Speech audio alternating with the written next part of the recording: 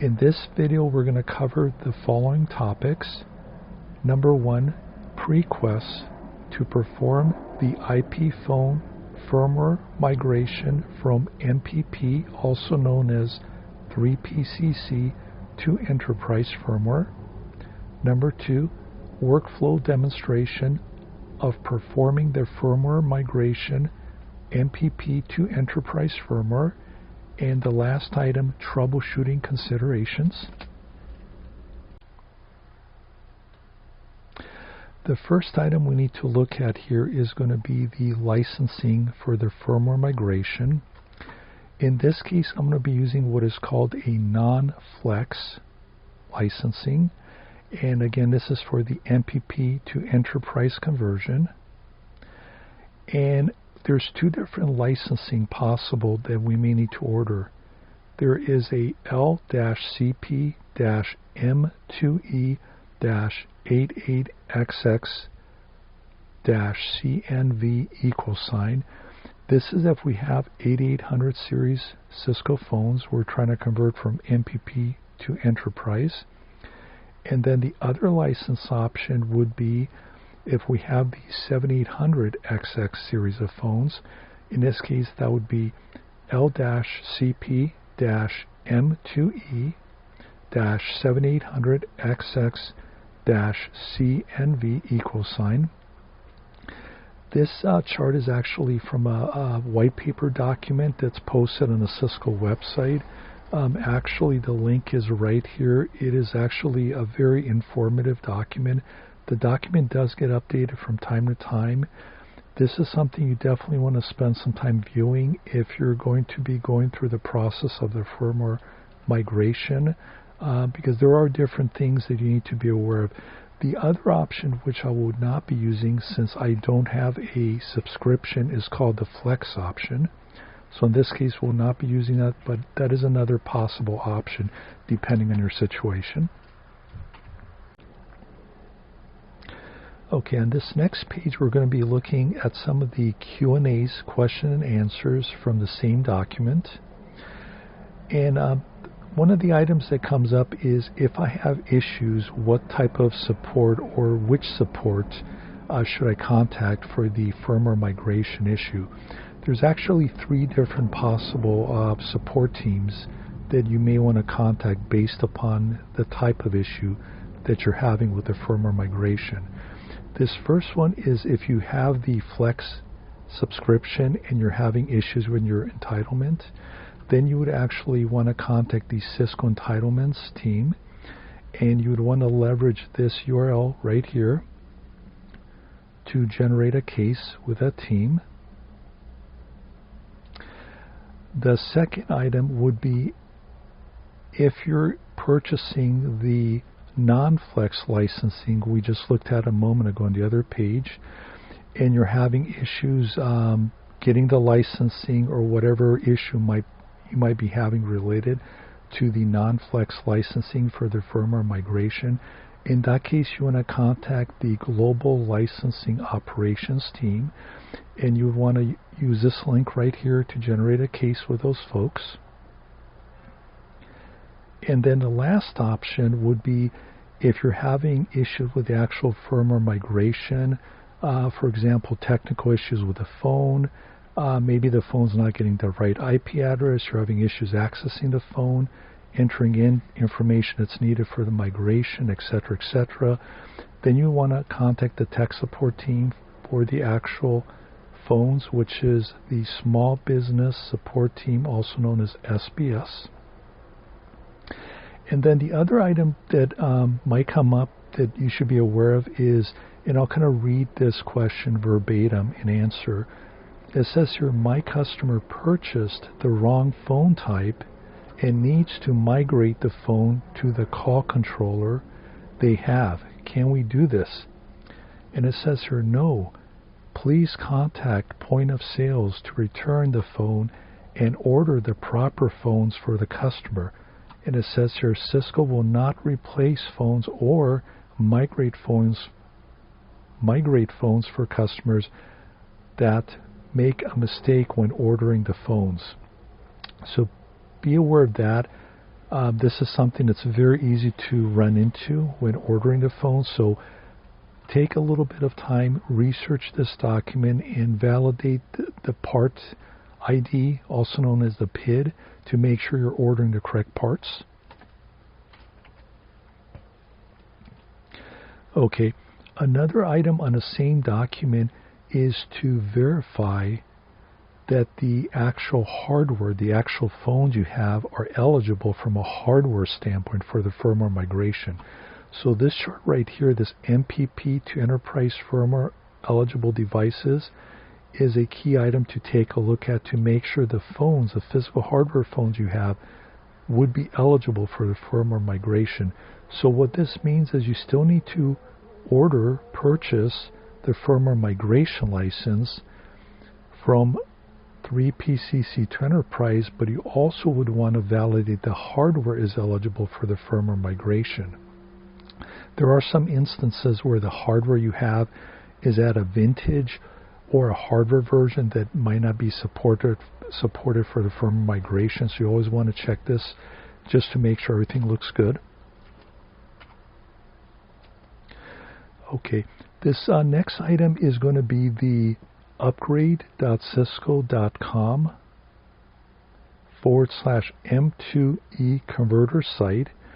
This is the actual site. Once we have the licensing, we would upload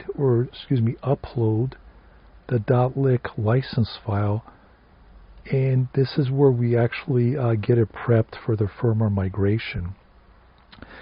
So one thing to be aware is when you order the non-flex licensing for your phone, you will get an email, and in that email there'll be information where you'll basically take the MAC address of the phone that you're going to be migrating from 3PCC to enterprise, and that's going to generate basically the license key. So once you enter in that information that's received in the email in combination with the MAC address, that will actually eventually generate a .lic file, and that's going to be locked to the specific MAC address of the phone.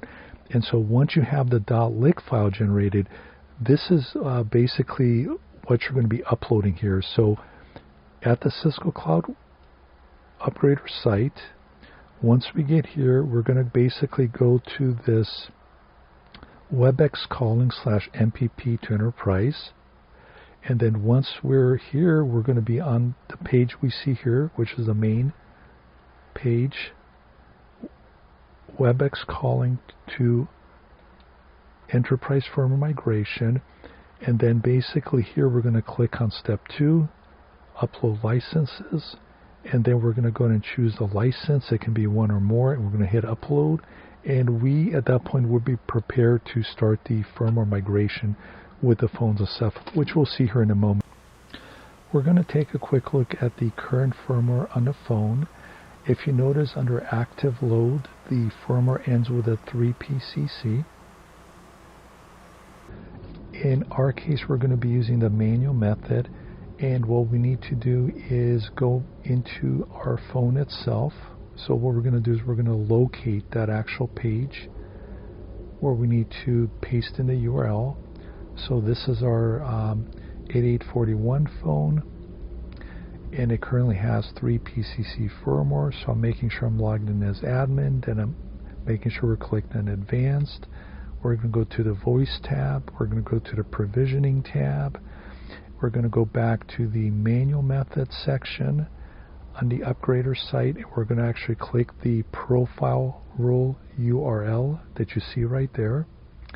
We're going to go ahead and copy that. We're going to go back to our 3PCC phone, and we're going to find the profile rule dialog box, and we're going to go ahead and submit all the changes.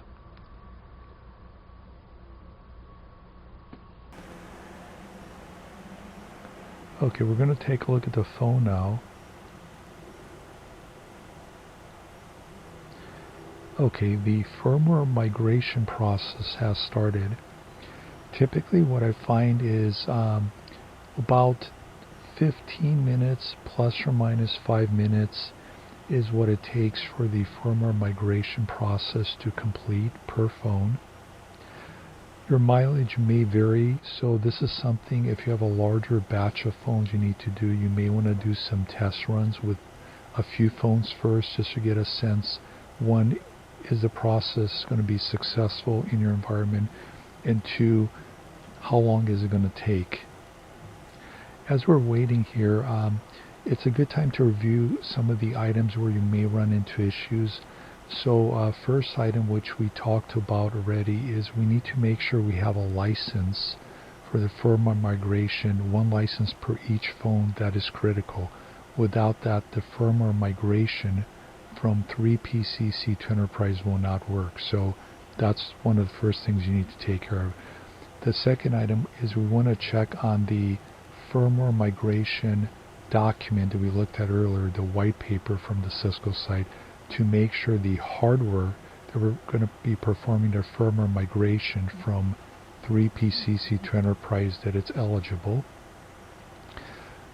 Third item is we want to make sure the actual phone has access to internet, DNS access. Also, they can access the Cisco Cloud Upgrader website.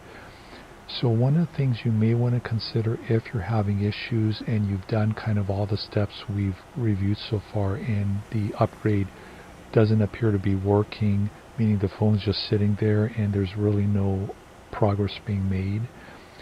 If you notice right now on the phone, kind of shifting gears, it's saying transition revision upgrades are authorized, upgrade is in progress.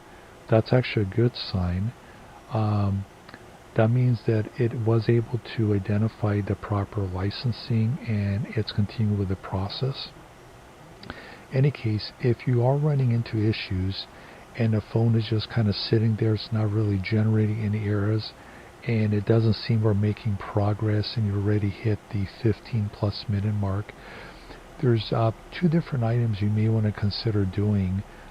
One is setting up a port mirror on the respective switch port where the phone plugs in. So there'll be the source port for the port mirror, also known as SPAN, switch port analyzer. So that'll be the source port. Then we'll take another port on the same switch. We'll plug in a laptop, if you will, with Wireshark, and that'll be the destination port for the port mirror, or the SPAN, if you will. And we want to start Wireshark right at the beginning before we start the actual firmware upgrade. And then we want to observe, based upon the phone's MAC address or IP address, the packets that it's transmitting out for DNS, and then the other packets where it's going out for the firmware migration. Is it getting responses back from internet, or are packets just being transmitted from the phone to internet and nothing's coming back? If that's the pattern you're seeing, then most likely the firewall is blocking the phone from accessing the internet. So the other concept to use would be going into the actual firewall and checking the log in your firewall to see, based upon the phone's MAC address and or IP address, depending on how your network's laid out. You want to see if the phone packets are being blocked. They're trying to reach out to the internet and then come back with a different information for the firmware migration. So in any case, hopefully this video helps you with the firmware migration task. Good luck, and hopefully you have a smooth migration process. Thank you